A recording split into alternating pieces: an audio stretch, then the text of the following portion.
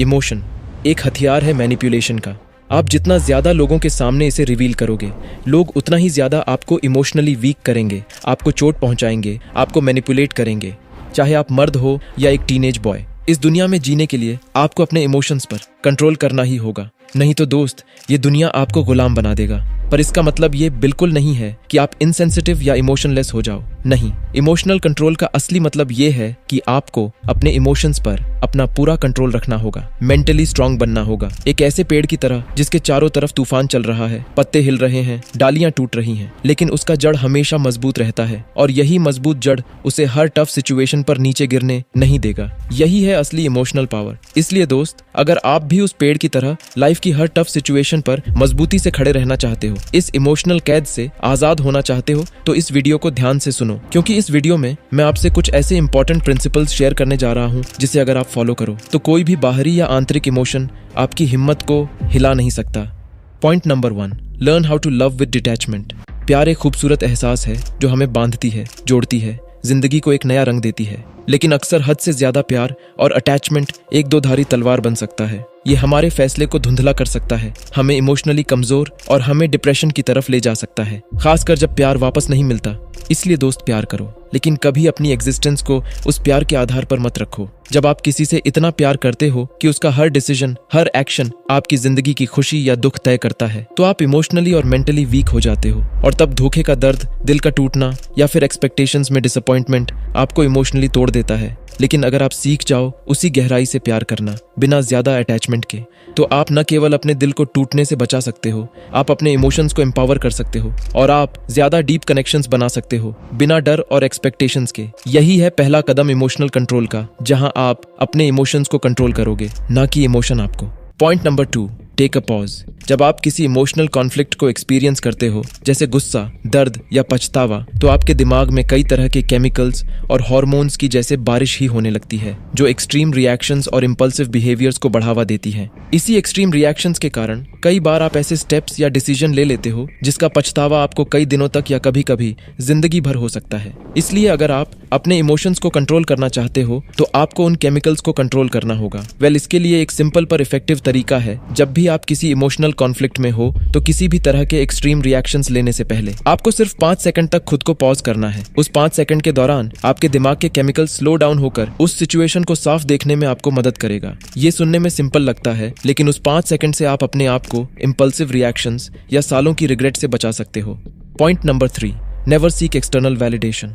जब कोई दूसरा इंसान आपके लुक्स, काम या किसी भी चीज की तारीफ करे और आप अंदर से खुशी से बिल्कुल झूम उठो और आपका कॉन्फिडेंस लेवल आसमान छू जाए, तो आप समझ लेना आपने खुद उस इंसान को अपने इमोशंस का कंट्रोल दे दिया है। और अगली बार अगर वो आपके बारे में बुराई कर दे तो आप अंदर से बिल्कुल टूट जाओगे, आपका कॉन्फिडेंस लेवल जमीन पर आ जाएगा। इसलिए कभी एक्सटर्नल वैलिडेशन पर ज्यादा डिपेंड मत करो। सोचो वो समय जब आपने अपनी पर्सनल अचीवमेंट या डीप थिंकिंग को सिर्फ दूसरों की राय के लिए शेयर किया था, पर आपको क्या मिला? क्रिटिसिज्म, मजाक या फिर इग्नोर। ऐसे एक्सपीरियंस दिल को तोड़ सकता है और हमारी सेल्फ कॉन्फिडेंस को कमजोर कर सकता है। इसलिए आपको समझना होगा, आपके हर थॉट के लिए ऑडियंस या एक्सटर्नल वैलिडेशन की जरूरत नहीं है। इस प्रिंसिपल को फॉलो करके आप अपने अंदर अटूट आत्मविश्वास बनाते हो, जो आपके इमोशंस, बिलीव्स और थिंकिंग को पत्थर सा ठोस बनाता है। और इस इमोशनल कंट्रोल की जर्नी में ये रूल एक प्रोटेक्टिव शील्ड बन जाता है। ये इंश्योर करता है कि आपका इमोशनल कोर स्ट्रांग और सॉलिड रहे और दुनिया के फालतू के ओपिनियंस और रिएक्शन से आपको असर ना हो।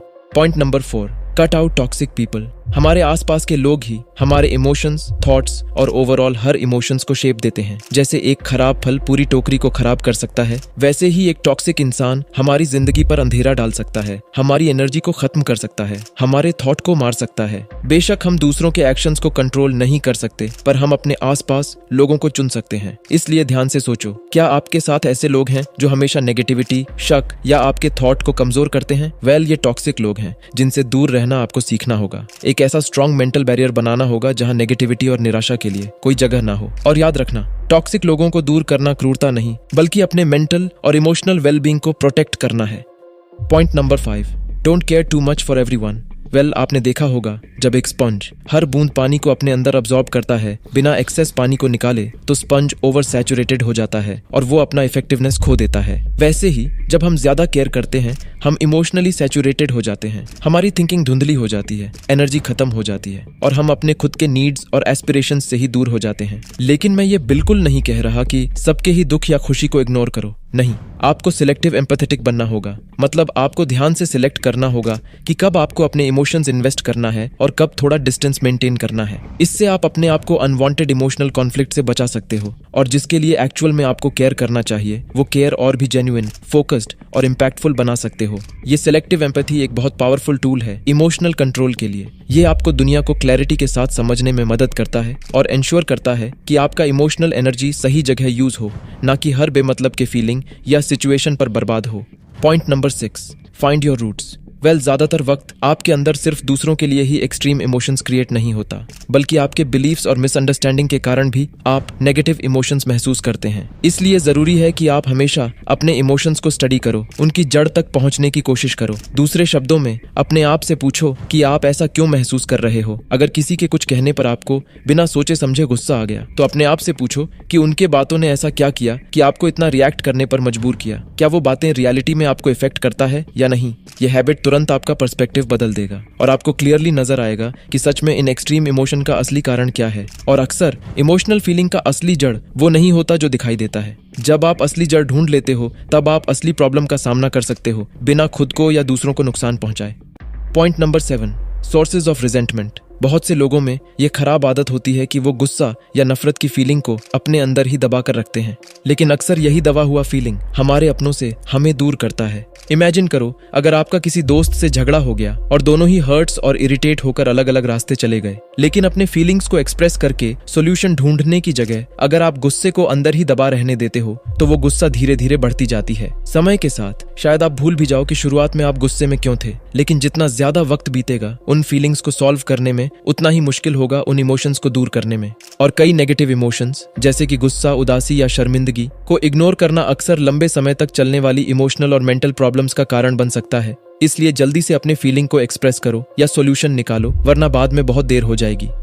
पॉइंट नंबर 8, ये आखिरी पर मोस्ट इंपॉर्टेंट पॉइंट है और अगर आप सिर्फ इसे ही मास्टर कर पाओ तो हर पॉइंट आपके लिए बिल्कुल आसान हो जाएगा। इमोशनल कंट्रोल का असली मतलब ये है कि आपको मेंटली स्ट्रांग बनना होगा और इसके लिए बहुत जरूरी है कि आप खुद को और दूसरों को माफ करना सीखो, क्योंकि गुस्सा, नफरत या किसी भी नेगेटिव इमोशन को पकड़ के रखना वैसे ही है जैसे खुद को किसी जंजीर से बांध कर रखना। और आपको लग सकता है कि आपका गुस्सा जायज है, लेकिन सच्चाई तो ये है, नेगेटिव इमोशंस आपको ही कमजोर करता है, किसी और को नहीं। इसलिए हमेशा दूसरों को माफ करो, इसलिए नहीं कि वो माफी के लायक हैं, बल्कि इसलिए क्योंकि इससे आपको मानसिक शांति मिलेगी। अगर आप बदला लेने की योजना बनाते हैं तो केवल आपको बहुत ज्यादा मेंटल प्रेशर और स्ट्रेस का सामना करना पड़ता है। इसलिए आप अगर किसी को माफ कर सकते हो तो माफ कर दो, उसके लिए नहीं, अपने मेंटल पीस के लिए।